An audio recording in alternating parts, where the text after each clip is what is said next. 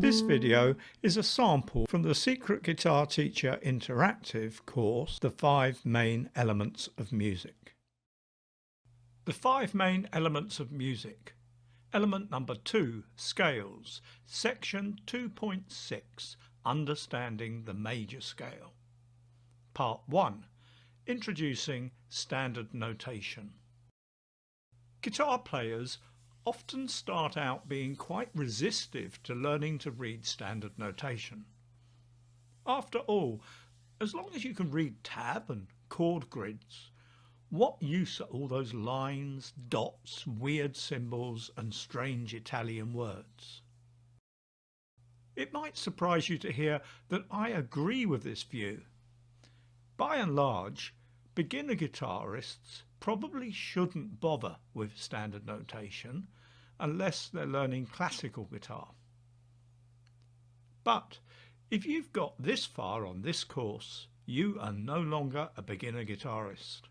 By anyone's definition, you are solidly into the intermediate stage and already laying some of the foundations necessary to move on up into advanced guitar playing. And as you reach this stage, the situation regarding standard notation actually flips. Suddenly, it can make more sense to learn it than not.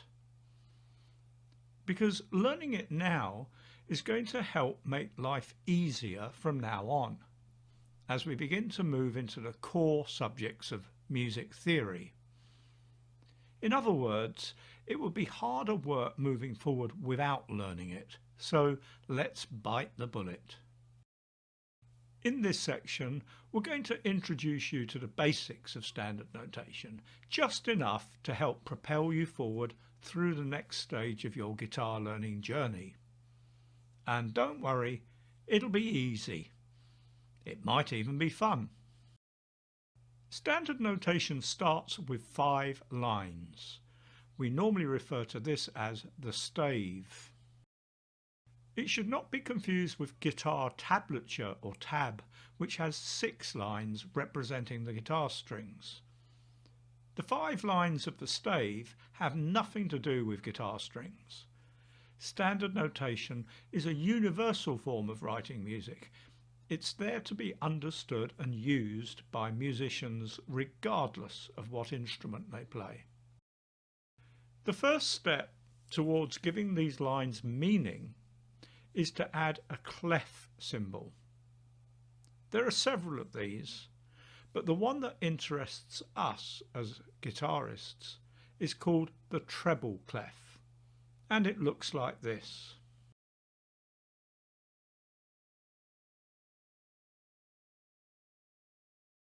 The purpose of a clef is to fix one of the lines to represent a specific note. The treble clef started out life as a letter G. Here's an example from the handwritten music of Mozart. It's telling us to play any note written on the second line up as a G. With the advent of printing, the symbol became standardized, but notice how the spiral that starts the symbol centers on the second line up. Once we fix the note G in place, we can work out the rest of the notes. Convention dictates that the musical alphabet moves up and down, alternating between line and space, like this.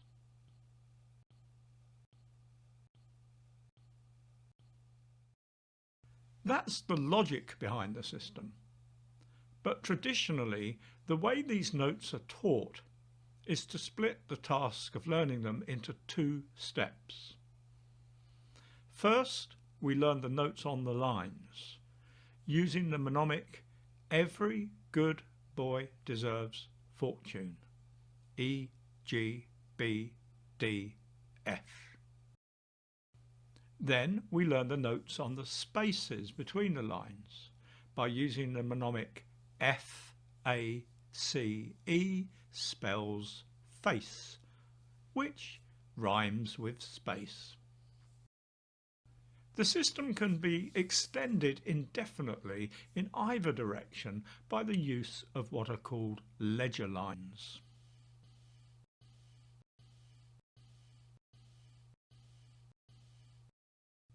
Warning of potential confusions. Middle C. The C note on the first ledger line below the stave has the special name middle C. This note is often referred to in definitions of absolute pitch. Back in the 17th century, middle C was set at 256 Hz, a nice convenient round number that made all C note frequencies exact powers of 2, 4, 8, 16, 32, 64, 128, 256, 512, 1028, etc. But the modern system of music has effectively redefined middle C as a rather more awkward and difficult to remember 261.63 Hz. The note that sounds like middle C can be found on several different positions on the fretboard.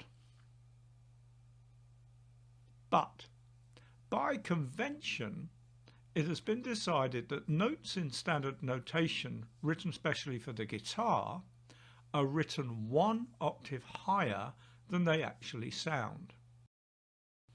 So, as a guitarist, when you see this note, you should play it at one of these two positions.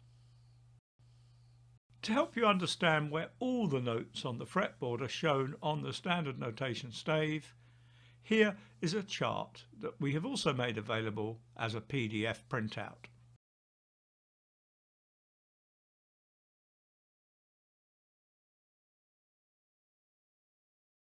There's lots more to know about standard notation, but for the time being, this lesson has shown you all you need to know to be able to make sense of the rest of this section. That wasn't too hard, was it?